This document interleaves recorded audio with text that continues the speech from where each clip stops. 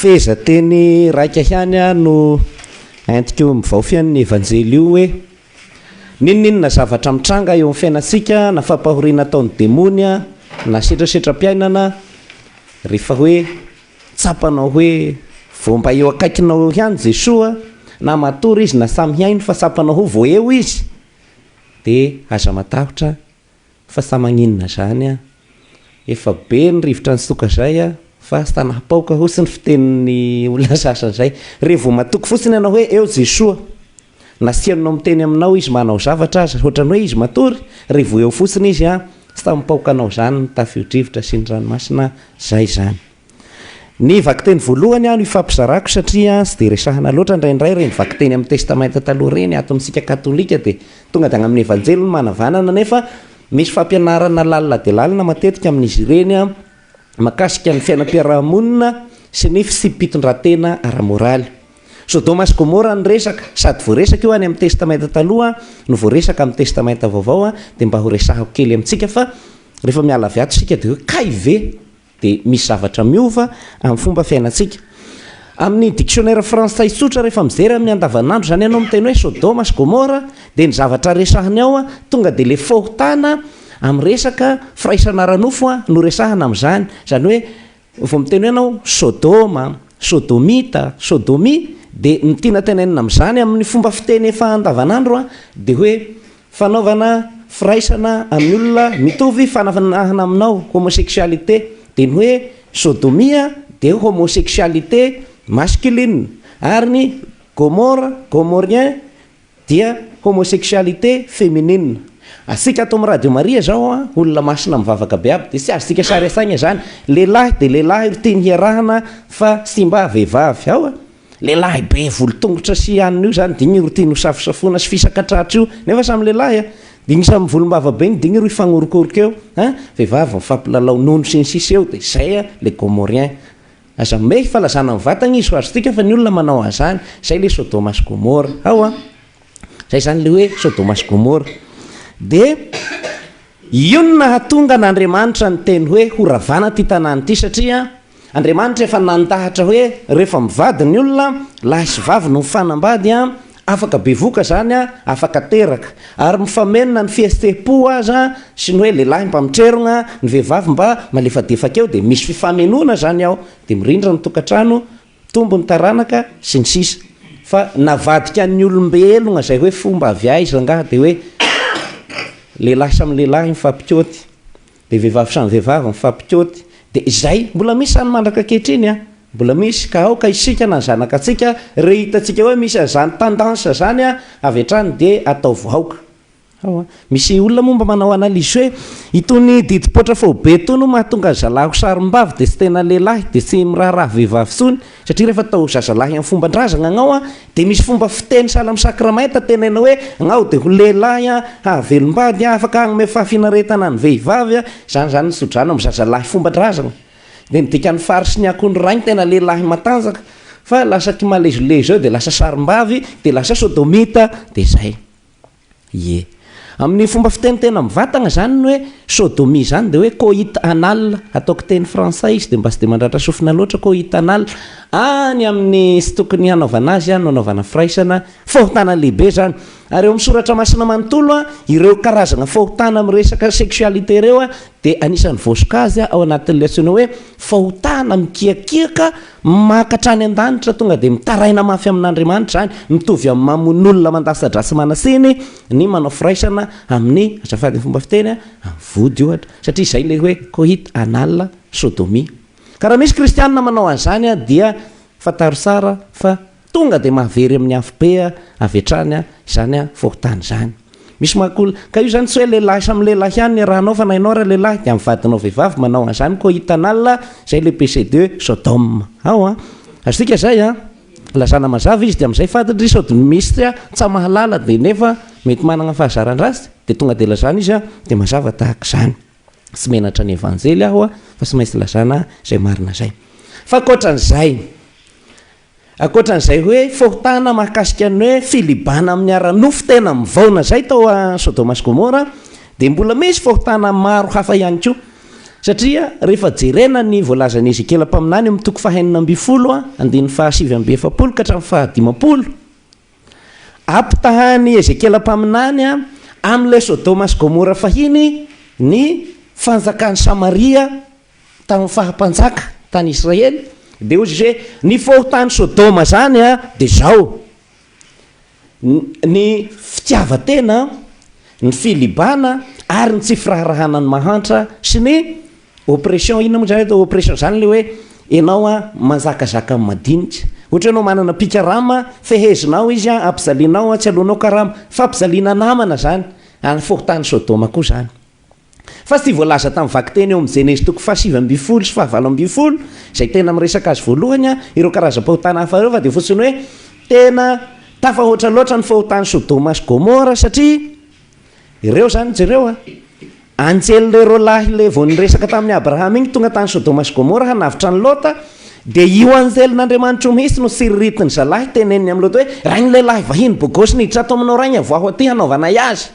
ka re zalahy aza manao zavatra vetaveta ohatran zany fa re dia tena samafehiny filanareo agnareo manana zaza vavikely vo virjiny vo maniry nono aho dia aleoko mahita ho ny zanako roa rivarivainareo tsy hay manao rasy amin'ireo lehilahy ireo agnareo sisy raharahinay azy zany le tia fakeo amin'ny Jenesy ao le tantara fa nataon'Andriamanitra zamba aby ireo lehilahy rehetrarehetra reo hatramin'ny ankizy hony ka hatramin'ny tanora ka hatramin'ny lahy apitra efa mazokizoko dia vao manana zany filandratsy zany zay zany lazainy Jenesy fa any amin'ny bokin'ny Ezekela toko fahaenina amby folo andiny fahaenina sivy amby efapolo ka hatramin'ny fahadimapolo asiany sipriany bebe koa zany reo hoe fitiavatena tafahoatra fahotany Sodoma zany ny filibana amin'ny harena sy amin'ny fahavokisana kanefa sy miraharahan'ny nona ny mahantra sy ny ory dia zany koa fahotany Sodoma ka isika zao tamin'ny nagnazavako azy voalohany teo hoe ny atao hoe fahotany Sodoma sy Gomora dia resaka fahotana amin'ny resaka fananahana sy filany nofo dia mieritreritra ho hafa be laho nefa agnao mihinana voky de voky agnao fa agnao sy mba miraika akory hoe misy namako nona sinsisa mety hoe mampizaly piasa ianao mitovy ihany miazo fahatezeran'Andriamanitra ireo karazam-pahotana ireo ka natafiditra amin'le filanara-nofo ianao mibeba fa miazo fahatezeran'Andriamanitra zany tahaka izany koa le hoe agnao miarana sy miliba Andriamanitra tsy mandrara hoe aza mihinana volanao no miala endaso ny matsirotsiro taovy saosy ny vola miditra ao aposika maninona sy atao matsiro ny saosy zany ve ny tiany Jesosy fa rehefa mihinana ianao aza manadino ny ory sy ny mahantra ary aza mampizaly olombelona mampizaly namana fa samy fahotany Sodoma sy Gomora avokoa izany ka eo zany zay le hoe fiavina vonana mako zay fiainanao rery ny jerenao fa tsy mijery ny hafa ianao fa io mahantra io indrindraindrindra adiditsika indrindra isika piny ny mijery azy ireo papa tatoato anisan'ny mamerimberina hoe ny fahotany fiarahamonina be dehibe ny olona metratra hoe zasy mijangajanga zasy mangalatra zasy mba mandanga zasy mifosa nefa mampizaly ny madinika everina ho mahantra daholo izay olona rehetra ataotsika tsy hoe misy olona manan-karena fa misy zavatra mampahantra azy dia mba omenao zay tokony ho azony ve izy zay le hoe souci des pauvres fiahinany mahantra dia samy mijery sika fa ny mahantra zany tsy le olona rovotra kanto sy manimanitra fofona pasa amin'le fakofako rehetra feriny rainy dia rainy no ataosika hoe mahantra fa misy olona mahantra amin'ny endriny maro samihafa fahotana ara-piarahamonina zany reny miantso ny fahatezeran'Andriamanitra ny antony nandravanany Sodoma sy Gomora raha fitiantsika hafatsika mandinika hoe inona moa zany no mahatonga ny loza sy zavatra sazy avy amin'Andriamanitra mety miatra amin'ny fiarahamonina zay le hoe tanàna ray manontolo mihitsy ny ravaina dia satria eo zany io fahotana nataon'ny Sodoma sy Gomora miresaka fananahana io tontolo iainantsika ankehitriny ny tontolo ny sokajany moa amin'izao zany atao hoe post modernité amin'izao vanim-potoana izao ny internety ny radio sy ny télévision na manao dokam-barotra aza tsy maintsy zavatra resaka vetaveta kely akolaka ihany no anaovana ny zavatra mba hasarika ny mpiaino sy ho tiany mpiaino dia ataoko vetaveta ny site pornografika rehefa natao ny ankety dia tena misy amina miliara ny isan'ny site pornografika hoe je karazan'izao be dehibe ireny zany endrika an'io hoe fivoizana ny tia kolosaina ny sexualité ty dia manaonao foagna aby ny olona kasigakisika hoe misy ny fanolanana ray mifototra amin'ny zanany rafozagna miaraka amin'ny vinatony sy ny sisa be dehibe zany ny fikorotagnana fa zay tsy azosika anginana fotsiny satria sika mahita ny olona maotona eraky ny arabe sy ny sisa de mahafinaritra be zay ny ambony bazaha zagny fa fantatrao ny zavatra mety tena taony de aleo toriana satria manahirana ireo zany a nandravana ny tanàna ny Sodoma sy Gomora koa hoe tonga aminy ny loza rehefa mba nagnisa Andriamanitra visy ny marina miohatra amin'ny sy marina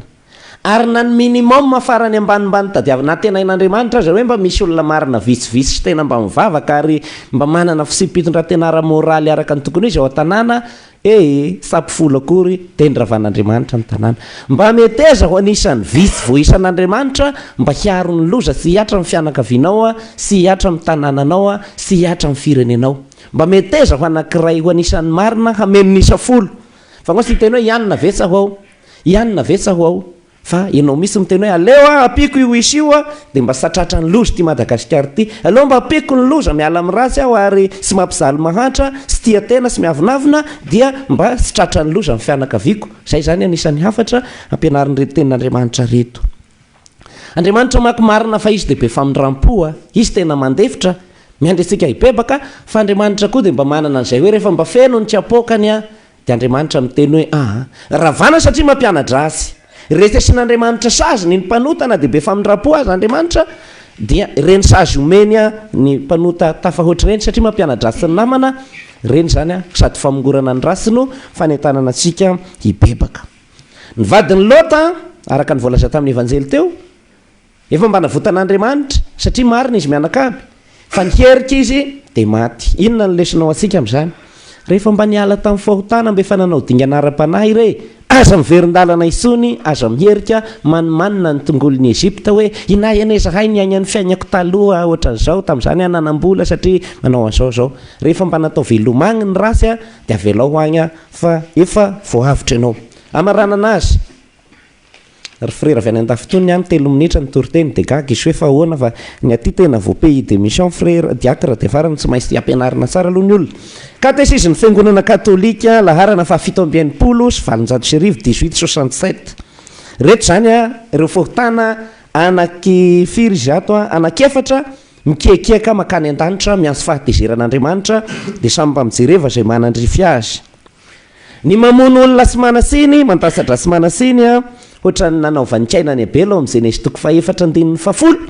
fohotana reny mikiakiaka avy hatrany de mianso any an-danitra zany hoe le rasy ataona olona sy manasiny satria sika visy ny mantasadrana sy misimisy azy fa misy olona sy manasiny anatiny ny fanalanjaza mamono olona sy manasiny ianao de io olona sy manasiny io mianso amin'Andriamanitra hoe Andriamanitra nataony perasika an'izao any aho nefa de sy manasiny zay rasy ataonao man'olona tonga de mikekeka amin'Andriamanitra dosin'Andriamanitra hoe kay hoitany sara ary sika ve ile fohotana